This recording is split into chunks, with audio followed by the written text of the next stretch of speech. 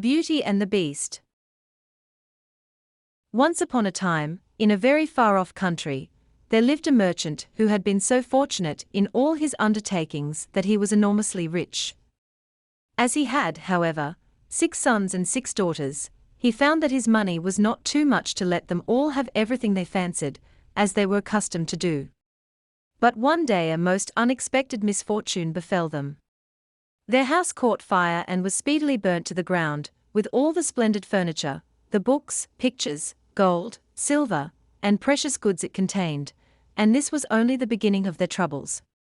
Their father, who had until this moment prospered in all ways, suddenly lost every ship he had upon the sea, either by dint of pirates, shipwreck, or fire. Then he heard that his clerks in distant countries, whom he trusted entirely, had proved unfaithful, and at last from great wealth he fell into the direst poverty. All that he had left was a little house in a desolate place at least 100 leagues from the town in which he had lived, and to this he was forced to retreat with his children, who were in despair at the idea of leading such a different life. Indeed, the daughters at first hoped that their friends, who had been so numerous while they were rich, would insist on their staying in their houses now they no longer possessed one. But they soon found that they were left alone, and that their former friends even attributed their misfortunes to their own extravagance, and showed no intention of offering them any help. So nothing was left for them but to take their departure to the cottage, which stood in the midst of a dark forest, and seemed to be the most dismal place upon the face of the earth. As they were too poor to have any servants, the girls had to work hard, like peasants, and the sons, for their part, cultivated the fields to earn their living. Roughly clothed, and living in the simplest way, the girls regretted unceasingly the luxuries and amusements of their former life. Only the youngest tried to be brave and cheerful. She had been as sad as anyone when misfortune overtook her father, but, soon recovering her natural gaiety, she set to work to make the best of things, to amuse her father and brothers as well as she could, and to try to persuade her sisters to join her in dancing and singing. But they would do nothing of the sort, and because she was not as doleful as themselves, they declared that this miserable life was all she was fit for. But she was really far prettier and cleverer than they were. Indeed, she was so lovely that she was always called Beauty. After 2 years, when they were all beginning to get used to their new life, something happened to disturb their tranquility. Their father received the news that one of his ships, which he had believed to be lost, had come safely into port with a rich cargo. All the sons and daughters at once thought that their poverty was at an end, and wanted to set out directly for the town, but their father, who was more prudent, begged them to wait a little, and though it was harvest time, and he could ill be spared, determined to go himself first to make inquiries. Only the youngest daughter had any doubt, but that they would soon again be as rich as they were before, or at least rich enough to live comfortably in some town, where they would find amusement and gay companions once more. So they all loaded their father with commissions for jewels and dresses which it would have taken a fortune to buy. Only Beauty, feeling sure that it was of no use, did not ask for anything. Her father, noticing her silence, said, "And what shall I bring for you, Beauty? The only thing I wish for is to see you come home safely." She answered. But this only vexed her sisters, who fancied she was blaming them for having asked for such costly things. Her father, however, was pleased, but as he thought that at her age she certainly ought to like pretty presents, he told her to choose something. "Well, dear father," she said, "as you insist upon it, I beg that you will bring me a rose. I have not seen one since we came here, and I love them so much." So the merchant set out and reached the town as quickly as possible, but only to find that his former companions, believing him to be dead, had divided between them the goods which the ship had brought. And after 6 months of trouble and expense he found himself as poor as when he started, having been able to recover only just enough to pay the cost of his journey. To make matters worse, he was obliged to leave the town in the most terrible weather, so that by the time he was within a few leagues of his home, he was almost exhausted with cold and fatigue. Though he knew it would take some hours to get through the forest, he was so anxious to be at his journey's end that he resolved to go on, but night overtook him, and the deep snow and bitter frost made it impossible for his horse to carry him any further. Not a house was to be seen, the only shelter he could get was the hollow trunk of a great tree, and there he crouched all the night, which seemed to him the longest he had ever known. In spite of his weariness, the howling of the wolves kept him awake, and even when at last the day broke, he was not much better off, for the falling snow had covered up every path, and he did not know which way to turn. At length he made out some sort of track, and though at the beginning it was so rough and slippery that he fell down more than once, it presently became easier, and led him into an avenue of trees which ended in a splendid castle. It seemed to the merchant very strange that no snow had fallen in the avenue, which was entirely composed of orange trees, covered with flowers and fruit. When he reached the first court of the castle, he saw before him a flight of agate steps, and went up them, and passed through several splendidly furnished rooms. The pleasant warmth of the air revived him, and he felt very hungry, but there seemed to be nobody in all this vast and splendid palace whom he could ask to give him something to eat. Deep silence reigned everywhere, and at last, tired of roaming through empty rooms and galleries, he stopped in a room smaller than the rest, where a clear fire was burning and a couch was drawn up closely to it. Thinking that this must be prepared for someone who was expected, he sat down to wait till he should come, and very soon fell into a sweet sleep. When his extreme hunger wakened him after several hours, he was still alone, but a little table, upon which was a good dinner, had been drawn up close to him, and as he had eaten nothing for 24 hours, he lost no time in beginning his meal, hoping that he might soon have an opportunity of thanking his considerate entertainer, whoever it might be. But no one appeared, and even after another long sleep, from which he awoke completely refreshed, there was no sign of anybody, though a fresh meal of dainty cakes and fruit was prepared upon the little table at his elbow. Being naturally timid, the silence began to terrify him, and he resolved to search once more through all the rooms, but it was of no use. Not even a servant was to be seen, there was no sign of life in the palace. He began to wonder what he should do, and to amuse himself by pretending that all the treasures he saw were his own, and considering how he would divide them among his children. Then he went down into the garden, and though it was winter everywhere else, here the sun shone, and the birds sang, and the flowers bloomed, and the air was soft and sweet. The merchant, in ecstasies with all he saw and heard, said to himself, "All this must be meant for me. I will go this minute and bring my children to share all these delights." In spite of being so cold and weary when he reached the castle, he had taken his horse to the stable and fed it. Now he thought he would saddle it for his homeward journey, and he turned down the path which led to the stable. This path had a hedge of roses on each side of it, and the merchant thought he had never seen or smelt such exquisite flowers. They reminded him of his promise to Beauty, and he stopped and had just gathered one to take to her when he was startled by a strange noise behind him. Turning round, he saw a frightful beast, which seemed to be very angry and said, in a terrible voice, "Who told you that you might gather my roses? Was it not enough that I allowed you to be in my palace, and was kind to you? This is the way you show your gratitude, by stealing my flowers. But your insolence shall not go unpunished." The merchant, terrified by these furious words, dropped the fatal rose, and, throwing himself on his knees, cried, "Pardon me, noble sir. I am truly grateful to you for your hospitality, which was so magnificent that I could not imagine that you would be offended by my taking such a little thing as a rose." But the beast's anger was not lessened by this speech. "You are very ready with excuses and flattery," he cried, "but that will not save you from the death you deserve." "Alas," thought the merchant, "if my daughter could only know what danger her rose has brought me into." And in despair he began to tell the beast all his misfortunes, and the reason of his journey, not forgetting to mention Beauty's request.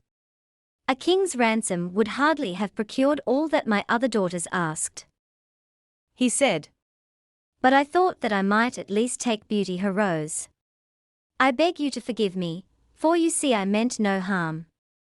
The beast considered for a moment, and then he said, in a less furious tone, I will forgive you on one condition, that is, that you will give me one of your daughters. Ah! cried the merchant. If I were cruel enough to buy my own life at the expense of one of my children's, what excuse could I invent to bring her here? No excuse would be necessary, answered the beast. If she comes at all, she must come willingly. On no other condition will I have her. See if any one of them is courageous enough, and loves you well enough to come and save your life. You seem to be an honest man, so I will trust you to go home. I give you a month to see if either of your daughters will come back with you and stay here, to let you go free. If neither of them is willing, you must come alone, after bidding them goodbye forever, for then you will belong to me. And do not imagine that you can hide from me, for if you fail to keep your word I will come and fetch you," added the beast grimly. The merchant accepted this proposal, though he did not really think any of his daughters could be persuaded to come. He promised to return at the time appointed, and then, anxious to escape from the presence of the beast, he asked permission to set off at once. But the beast answered that he could not go until next day. "Then you will find a horse ready for you," he said. "Now go and eat your supper, and await my orders."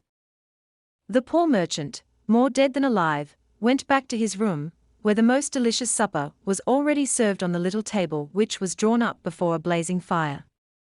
But he was too terrified to eat, and only tasted a few of the dishes, for fear the beast should be angry if he did not obey his orders. When he had finished, he heard a great noise in the next room, which he knew meant that the beast was coming. As he could do nothing to escape his visit, the only thing that remained was to seem as little afraid as possible. So when the beast appeared and asked roughly if he had supped well, the merchant answered humbly that he had, thanks to his host's kindness. Then the beast warned him to remember their agreement, and to prepare his daughter exactly for what she had to expect. "Do not get up tomorrow," he added, "until you see the sun and hear a golden bell ring. Then you will find your breakfast waiting for you here, and the horse you are to ride will be ready in the courtyard. He will also bring you back again, when you come with your daughter a month hence. Farewell. Take a rose to Beauty, and remember your promise." The merchant was only too glad when the beast went away, and though he could not sleep for sadness, he lay down until the sun rose. Then, after a hasty breakfast, he went to gather Beauty's rose, and mounted his horse, which carried him off so swiftly that in an instant he had lost sight of the palace, and he was still wrapped in gloomy thoughts when it stopped before the door of the cottage. His sons and daughters, who had been very uneasy at his long absence, rushed to meet him, eager to know the result of his journey, which, seeing him mounted upon a splendid horse and wrapped in a rich mantle, they supposed to be favorable. He hid the truth from them at first, only saying sadly to Beauty as he gave her the rose, "Here is what you asked me to bring you, you little know what it has cost." But this excited their curiosity so greatly that presently he told them his adventures from beginning to end, and then they were all very unhappy. The girls lamented loudly over their lost hopes, and the sons declared that their father should not return to this terrible castle, and began to make plans for killing the beast if it should come to fetch him. But he reminded them that he had promised to go back. Then the girls were very angry with Beauty, and said it was all her fault, and that if she had asked for something sensible this would never have happened, and complained bitterly that they should have to suffer for her folly. Poor Beauty, much distressed, said to them, "I have, indeed, caused this misfortune, but I assure you I did it innocently. Who could have guessed that to ask for a rose in the middle of summer would cause so much misery? But as I did the mischief, it is only just that I should suffer for it. I will therefore go back with my father to keep his promise." At first nobody would hear of this arrangement, and her father and brothers, who loved her dearly, declared that nothing should make them let her go, but Beauty was firm. As the time drew near, she divided all her little possessions between her sisters, and said goodbye to everything she loved, and when the fatal day came she encouraged and cheered her father as they mounted together the horse which had brought him back. It seemed to fly rather than gallop, but so smoothly that Beauty was not frightened. Indeed, she would have enjoyed the journey if she had not feared what might happen to her at the end of it. Her father still tried to persuade her to go back, but in vain. While they were talking, the night fell, and then, to their great surprise, wonderful colored lights began to shine in all directions, and splendid fireworks blazed out before them. All the forest was illuminated by them, and even felt pleasantly warm, though it had been bitterly cold before. This lasted until they reached the avenue of orange trees, where were statues holding flaming torches, and when they got nearer to the palace they saw that it was illuminated from the roof to the ground, and music sounded softly from the courtyard. The beast must be very hungry, said Beauty, trying to laugh, if he makes all this rejoicing over the arrival of his prey. But, in spite of her anxiety, she could not help admiring all the wonderful things she saw. The horse stopped at the foot of the flight of steps leading to the terrace, and when they had dismounted, her father led her to the little room he had been in before, where they found a splendid fire burning, and the table daintily spread with a delicious supper.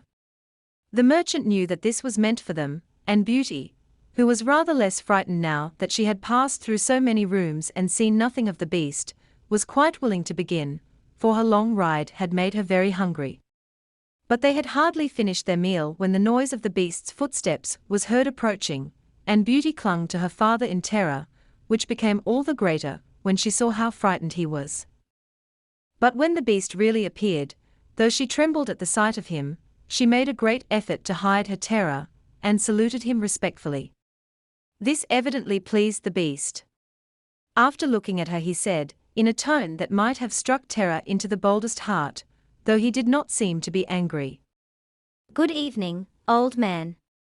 "Good evening, Beauty." The merchant was too terrified to reply, but Beauty answered sweetly, "Good evening, beast. Have you come willingly?" asked the beast. "Will you be content to stay here when your father goes away?" Beauty answered bravely that she was quite prepared to stay. "I am pleased with you," said the beast. "As you have come of your own accord, you may stay. As for you, old man," he added, turning to the merchant, "at sunrise tomorrow you will take your departure. When the bell rings, get up quickly and eat your breakfast, and you will find the same horse waiting to take you home, but remember that you must never expect to see my palace again." Then turning to Beauty, he said, "Take your father into the next room, and help him to choose everything you think your brothers and sisters would like to have. You will find 2 traveling trunks there, fill them as full as you can. It is only just that you should send them something very precious, as a remembrance of yourself." Then he went away, after saying, "Goodbye, Beauty, goodbye, old man." And though Beauty was beginning to think with great dismay of her father's departure, she was afraid to disobey the beast's orders, and they went into the next room, which had shelves and cupboards all round it. They were greatly surprised at the riches it contained. There were splendid dresses fit for a queen, with all the ornaments that were to be worn with them, and when Beauty opened the cupboards she was quite dazzled by the gorgeous jewels that lay in heaps upon every shelf. After choosing a vast quantity, which she divided between her sisters, for she had made a heap of the wonderful dresses for each of them, she opened the last chest, which was full of gold. "I think, father," she said, "that, as the gold will be more useful to you, we had better take out the other things again, and fill the trunks with it." So they did this, but the more they put in the more room there seemed to be, and at last they put back all the jewels and dresses they had taken out, and Beauty even added as many more of the jewels as she could carry at once. And then the trunks were not too full, but they were so heavy that an elephant could not have carried them. "The beast was mocking us," cried the merchant. "He must have pretended to give us all these things, knowing that I could not carry them away. Let us wait and see," answered Beauty. "I cannot believe that he meant to deceive us. All we can do is to fasten them up and leave them ready." So they did this and returned to the little room, where, to their astonishment, they found breakfast ready. The merchant ate his with a good appetite, as the beast's generosity made him believe that he might perhaps venture to come back soon and see Beauty. But she felt sure that her father was leaving her forever, so she was very sad when the bell rang sharply for the second time, and warned them that the time had come for them to part. They went down into the courtyard, where 2 horses were waiting, one loaded with the 2 trunks, the other for him to ride. They were pawing the ground in their impatience to start, and the merchant was forced to bid Beauty a hasty farewell, and as soon as he was mounted he went off at such a pace that she lost sight of him in an instant. Then Beauty began to cry, and wandered sadly back to her own room. But she soon found that she was very sleepy, and as she had nothing better to do she lay down and instantly fell asleep. And then she dreamed that she was walking by a brook bordered with trees, and lamenting her sad fate, when a young prince, handsomer than anyone she had ever seen, and with a voice that went straight to her heart, came and said to her, "Ah, Beauty! You are not so unfortunate as you suppose. Here you will be rewarded for all you have suffered elsewhere.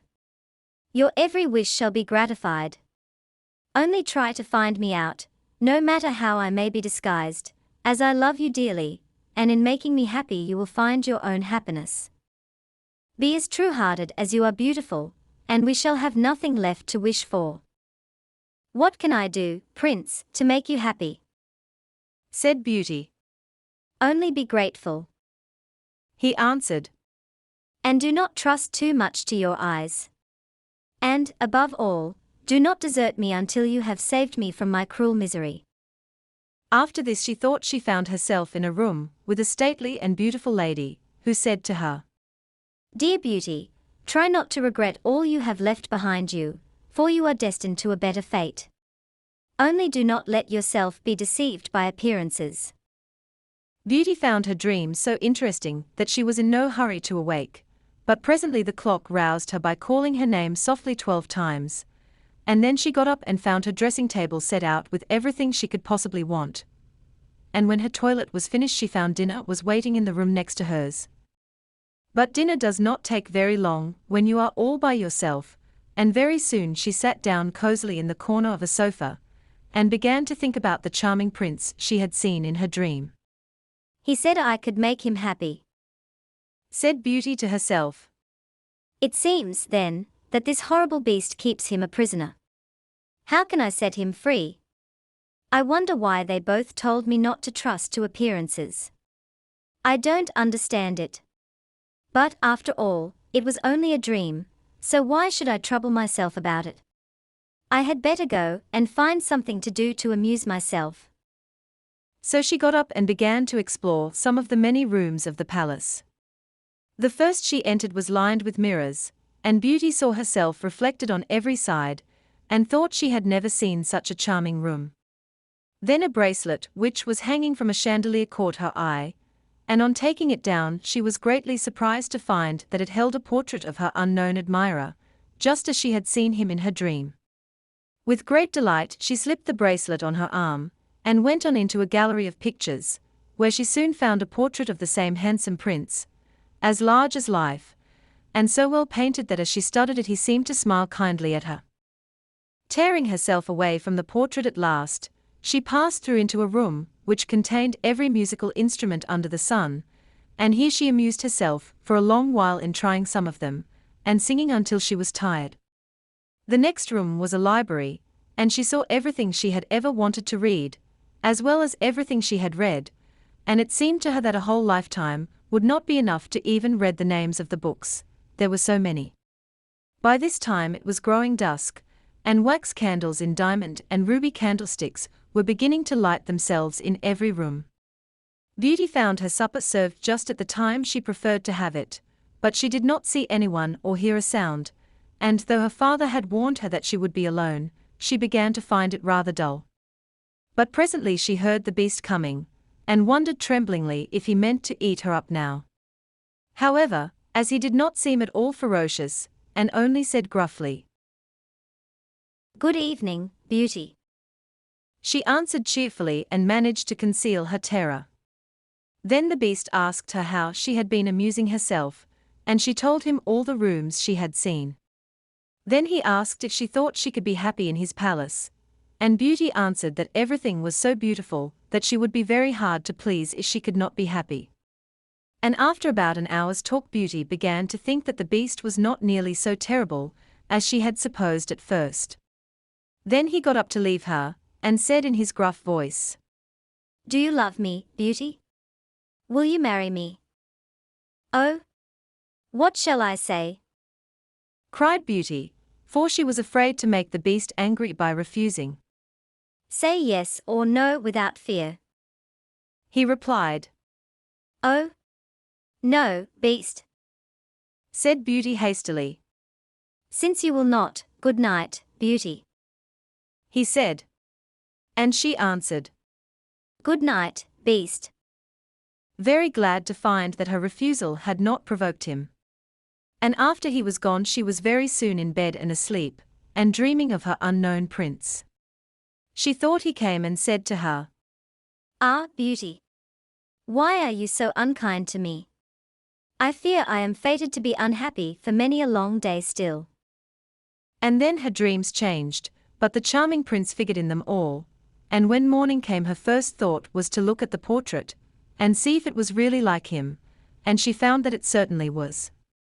This morning she decided to amuse herself in the garden, for the sun shone, and all the fountains were playing, but she was astonished to find that every place was familiar to her, and presently she came to the brook where the myrtle trees were growing, where she had first met the prince in her dream, and that made her think more than ever that he must be kept a prisoner by the Beast. When she was tired she went back to the palace, and found a new room full of materials for every kind of work, ribbons to make into bows, and silks to work into flowers. Then there was an aviary full of rare birds, which were so tame that they flew to Beauty as soon as they saw her, and perched upon her shoulders and her head. "Pretty little creatures," she said. "How I wish that your cage was nearer to my room, that I might often hear you sing." So saying she opened a door, and found, to her delight, that it led into her own room, though she had thought it was quite the other side of the palace. There were more birds in a room farther on, parrots and cockatoos that could talk, and they greeted Beauty by name. Indeed, she found them so entertaining that she took one or two back to her room, and they talked to her while she was at supper, after which the Beast paid her his usual visit, and asked her the same questions as before, and then with a gruff "Good night," he took his departure, and Beauty went to bed to dream of her mysterious prince. The days passed swiftly in different amusements, and after a while Beauty found out another strange thing in the palace, which often pleased her when she was tired of being alone. There was one room which she had not noticed particularly. It was empty, except that under each of the windows stood a very comfortable chair, and the first time she had looked out of the window it had seemed to her that a black curtain prevented her from seeing anything outside. But the second time she went into the room, happening to be tired, she sat down in one of the chairs, when instantly the curtain was rolled aside, and a most amusing pantomime was acted before her. There were dances, and colored lights, and music, and pretty dresses, and it was all so gay that Beauty was in ecstasies. After that she tried the other 7 windows in turn, and there was some new and surprising entertainment to be seen from each of them, so that Beauty never could feel lonely any more. Every evening after supper the Beast came to see her, and always before saying good night asked her in his terrible voice, "Beauty, will you marry me?" And it seemed to Beauty, now she understood him better, that when she said, "No, Beast," he went away quite sad.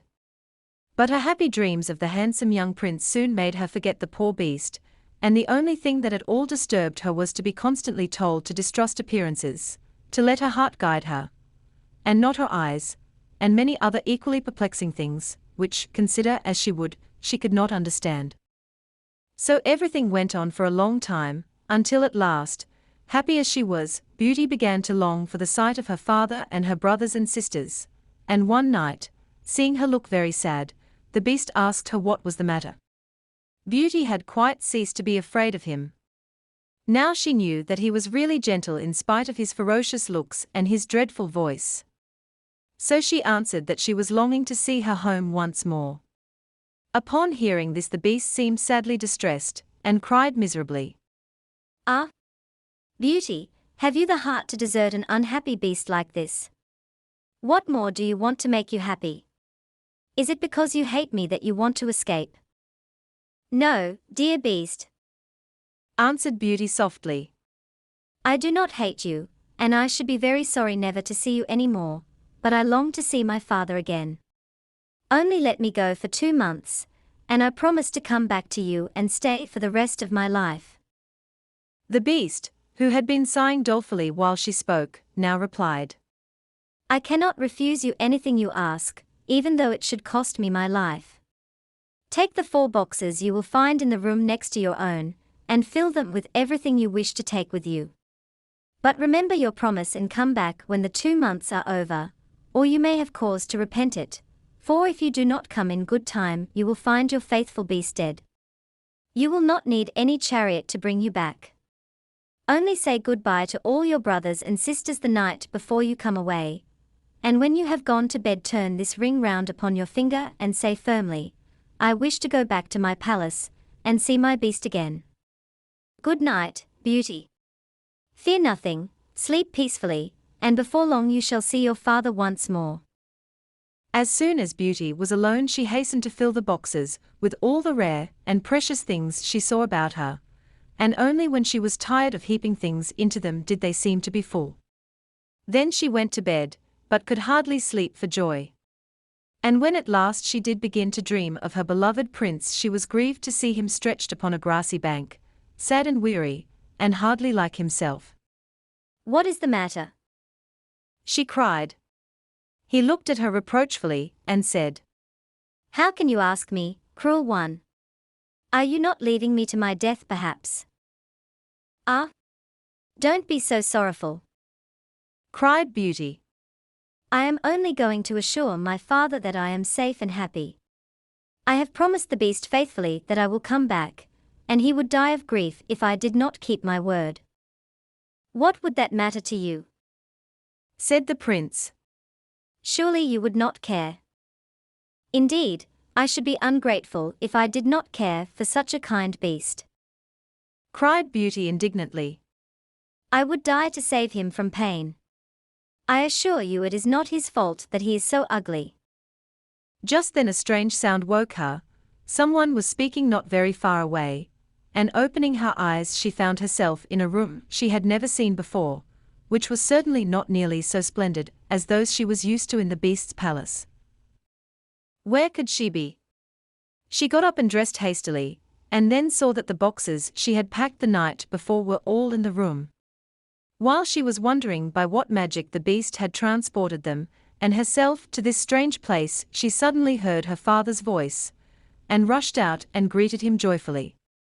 Her brothers and sisters were all astonished at her appearance, as they had never expected to see her again, and there was no end to the questions they asked her.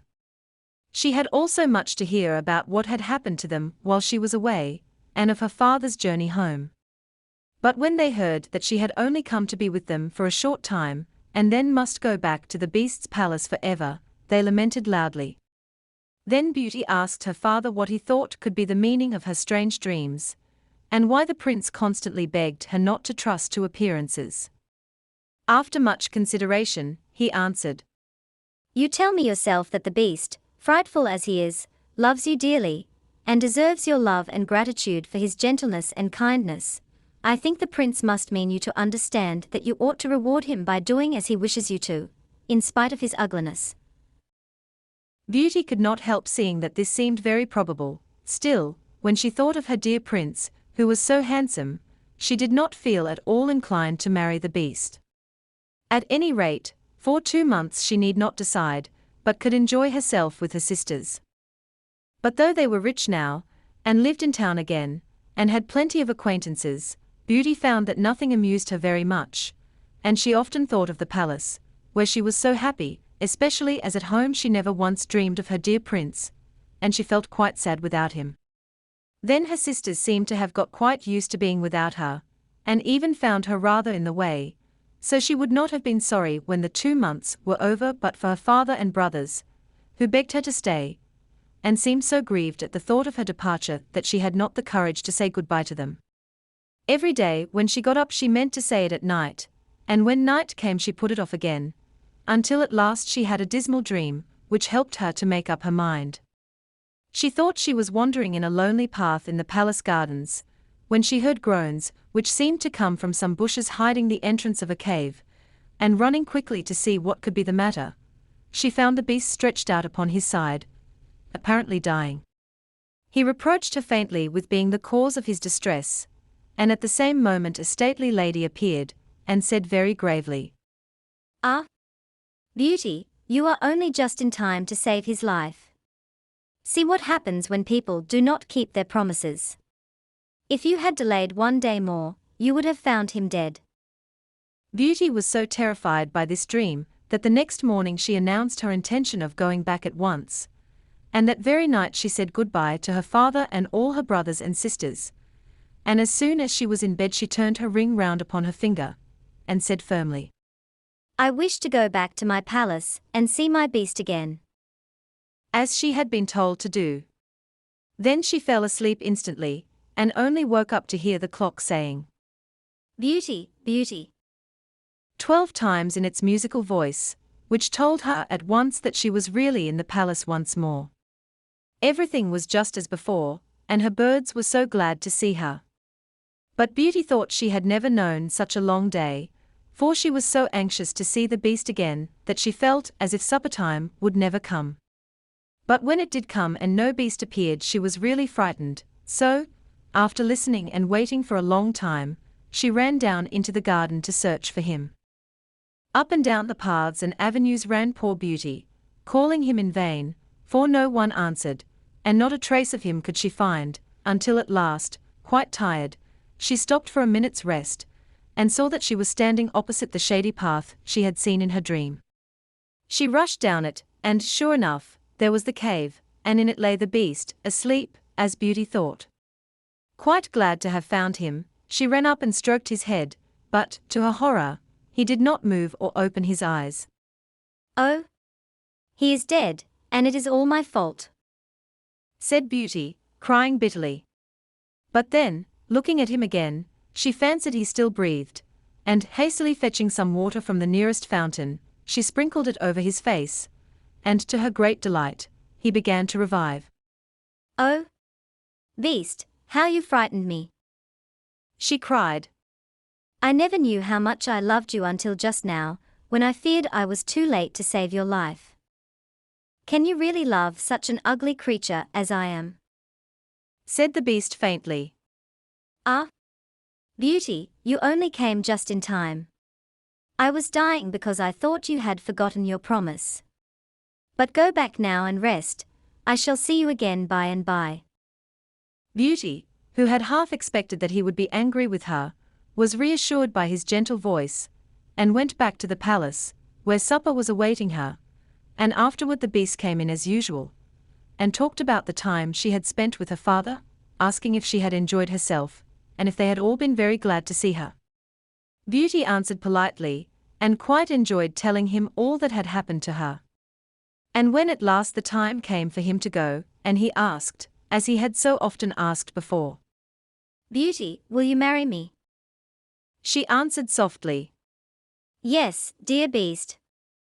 As she spoke a blaze of light sprang up before the windows of the palace, fireworks crackled and guns banged, and across the avenue of orange trees, in letters all made of fireflies, was written, "Long live the prince and his bride." Turning to ask the beast what it could all mean, Beauty found that he had disappeared, and in his place stood her long-loved prince. At the same moment the wheels of a chariot were heard upon the terrace, and 2 ladies entered the room. One of them Beauty recognized as the stately lady she had seen in her dreams. The other was also so grand and queenly that Beauty hardly knew which to greet first. But the one she already knew said to her companion, "Well, Queen, this is Beauty, who has had the courage to rescue your son from the terrible enchantment. They love one another, and only your consent to their marriage is wanting to make them perfectly happy." "I consent with all my heart," cried the queen. "How can I ever thank you enough, charming girl, for having restored my dear son to his natural form?" And then she tenderly embraced Beauty and the prince, who had meanwhile been greeting the fairy and receiving her congratulations. Now, Said the fairy to Beauty, I suppose you would like me to send for all your brothers and sisters to dance at your wedding. and so she did, and the marriage was celebrated the very next day with the utmost splendor, and Beauty and the prince lived happily ever after.